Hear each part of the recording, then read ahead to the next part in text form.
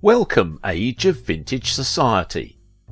Clark Gable didn't become a 5 times married king of Hollywood without stepping on a few peasants. As the foremost leading man of Golden Age Hollywood, Gable is best remembered for his role as Rhett Butler in Gone with the Wind.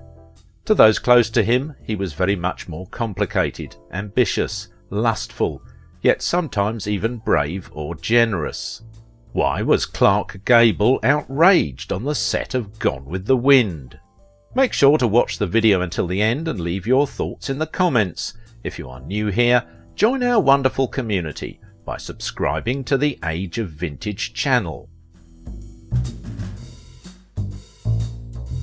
Clark Gable desegregated Gone with the Wind movie set. Clark Gable's image, even 50 years after his death, is still that of a handsome romantic, the roguish charmer, a Rhett Butler sweeping beautiful women off their feet. The reality of Gable's life is somewhat less romantic. Gable was a complex and interesting performer. When William Clark Gable was born in Cadiz, Ohio on February 1st, 1901, someone made a clerical error. His birth certificate listed him as a girl, much to the surprise of his parents, oil driller William Henry Will Gable and Adeline Hershelman Gable. The error was later blamed on the doctor's poor handwriting, and it was eventually corrected. Without much of a steady upbringing, Gable dropped out of his educational journey when he was only 16. He made ends meet by labouring in Ohio as a factory worker.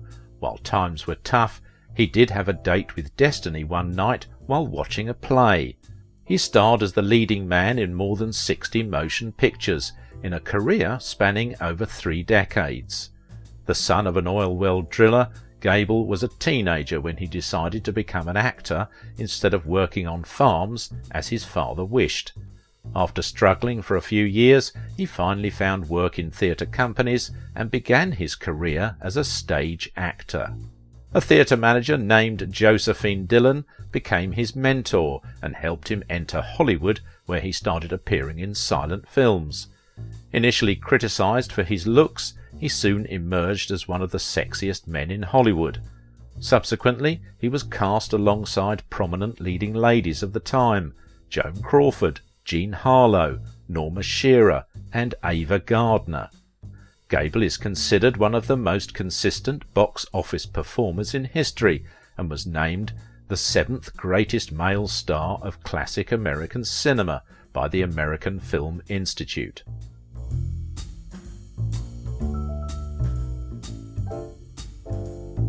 Gable uttered the first swear word in cinema history.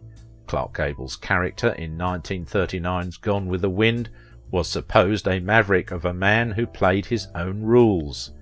To emphasise this, he was given a line at the end of the epic film that caused a stir. "Frankly, my dear, I don't give a damn."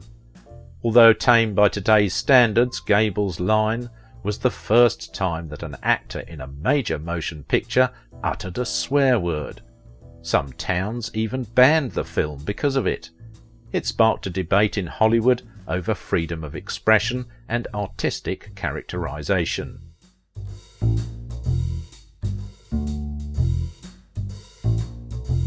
Clark Gable was already good friends with Hattie McDaniel prior to Gone with the Wind, and wanted her to play the part of Mammy.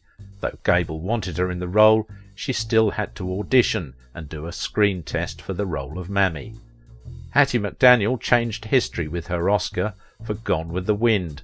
It elevated her to a symbol of racial progress, but made her a pariah to much of black America. The 1930s was an extraordinary time for Hollywood, with the public devouring the new form of entertainment and studios cranking out films at rapid speeds. McDaniel saw the opportunity and went for it, appearing in The Golden West in 1932. In 1933, she appeared in I'm No Angel with Mae West. In both films, McDaniel would play a maid, one of the few parts available to people of colour at the time. Unfortunately, this would be a role that would be hard for her to escape due to the prevailing racism in America and in Hollywood and the lack of roles for black actors. Of the roughly 300 films she appeared in, at least 90 of them would be portraying a domestic worker. Despite the lack of attractive roles, McDaniel was well respected, was considered a valuable studio asset, and was close friends with many top celebrities. It is famously remembered that Clark Gable was a part of her inner circle, often seen at her notorious house parties. McDaniel's race was always front and centre. When she appeared with Clark Gable in China Moon, for instance, she was announced as one of the most prominent performers of her race. I can't imagine what the constant reference to her otherness must have been like, but I'm sure it wasn't as fun to be Hattie McDaniel in the 1930s Hollywood as it would be for her today. I am also sure that putting on apron after apron and playing a maid, despite her talent and range, was frustrating. It was a very different world then, she says. The Oscars were not that big a deal, and the film company had spent a lot of money and wanted to make that back. If Hattie had been photographed with the rest of the cast, there would have been trouble. It wasn't just the south and middle of the country. California was segregated. New York wasn't quite so bad, but there were still separate clubs for whites and blacks. McDaniel, who was 44 years old in 1939 when she won her Oscar for playing Scarlett O'Hara's eye-rolling maid, had suffered an even bigger humiliation just 2 months earlier.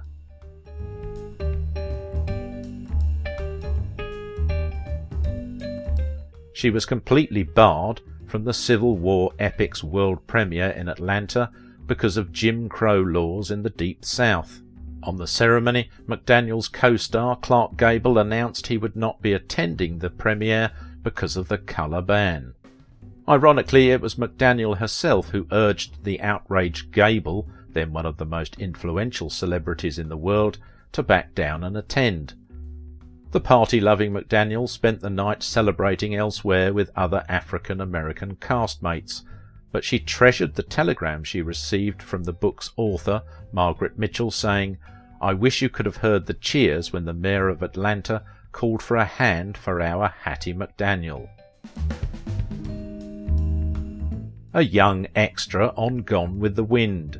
When Clark Gable arrived on the set of Gone with the Wind in 1938, he was already one of the biggest stars in Hollywood.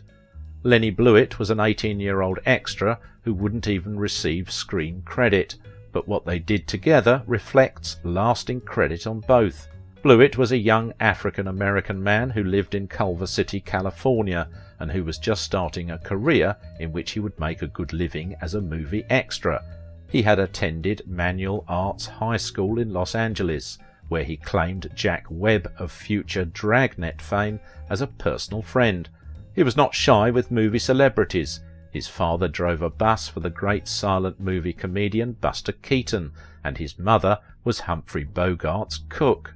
A talented singer, dancer and piano player, Blewett's friendship with Bogart got him an audition for the role of Sam in Casablanca. The way Blewett tells it, he was too young, too tall and too good-looking to get the part.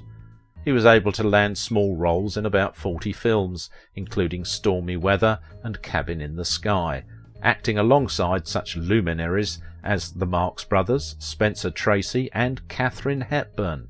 In 1938, Lenny Betts was hired as an extra on Gone with the Wind, which was expected to be a blockbuster when it was released the next year.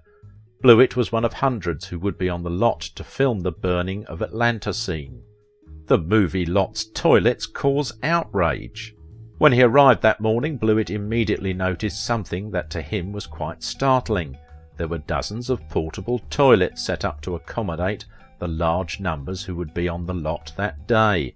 But what startled, then enraged young Betts was the fact that above each toilet door was a sign. On some the sign read white, on others coloured. Because of characterizations of blacks in Margaret Mitchell's book, black organizations, including the NAACP and major African American newspapers across the nation, had been concerned about the movie version of Gone with the Wind from the beginning, but the focus had been on the possibility of blacks being portrayed in a demeaning manner on screen. Producer David O. Selznick had given these groups many assurances, which he came well short of fulfilling. of his sensitivity to black concerns on that score, but no one ever anticipated that segregation would rear its ugly head during the making of the picture. Certainly not Lenny Blewett. Blewett had grown up in Culver City, where the movie was being shot, in a thoroughly integrated environment.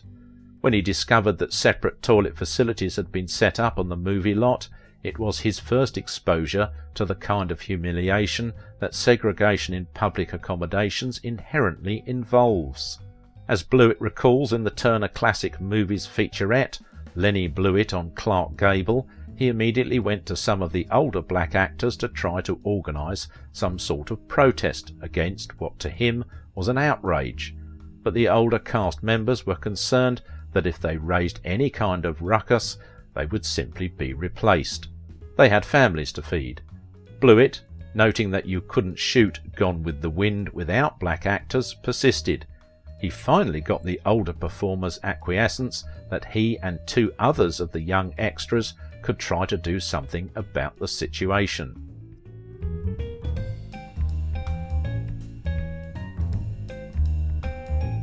Clark Gable was outraged.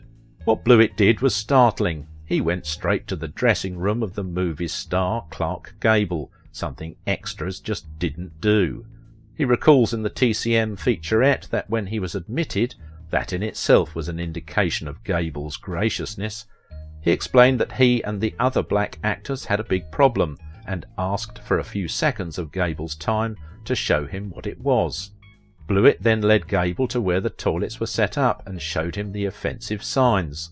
As Blewett recalls it, Gable was outraged. He immediately got on the phone to the movie's director, Victor Fleming, and told him that if those signs didn't come down, you don't have a Rhett Butler. The signs came down, and segregation on the set of Gone with the Wind was ended. That wasn't, however, the film's last brush with the evils of segregation.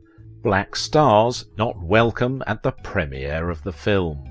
According to Leonard J. Leff in an article in The Atlantic, producer David O. Selznick had wanted to showcase all the film's stars, white and black, at the premiere in Atlanta. The event was to be held at the Lowe's Grand Theatre on Peachtree Street. That theatre, however, like everything else in Atlanta at the time, was strictly segregated. The black stars of the movie, including Butterfly McQueen, who played Prissy, and Hattie McDaniel, who would win an Oscar for her portrayal of Mammy, could appear on stage, but they would not be allowed to sit in the audience with whites, nor attend the grand social functions planned for the white members of the cast. As Leff explains, since the Grand was a whites-only theatre, McDaniel and the other black guests would have no proper dressing rooms backstage, no proper places to enter and exit the theatre, and no proper places to go to the bathroom. So David O. Selznick made the decision to simply leave his black stars at home. They would not be allowed to attend the premiere of the film. Gable again outraged by the segregation. When Clark Gable found out that Hattie McDaniel and the other black stars of the film would not be allowed to go to Atlanta along with the white members of the cast, he hit the ceiling. Gable was already good friends with McDaniel prior to making the movie, and he angrily threatened to boycott the premiere unless she was allowed to attend. It was McDaniel herself who talked him into going. Clark Gable was a big enough star to undo segregation on a Hollywood movie lot, but segregation in America was too much, even for him. If you liked this video, don't forget to give it a thumbs up, subscribe if you are new here, and if you want to support my work, please visit my Patreon page. Now it is your turn. What do you think about Clark Gable's generous acts during these difficult years of Hollywood? It was definitely a start of something good in America, right?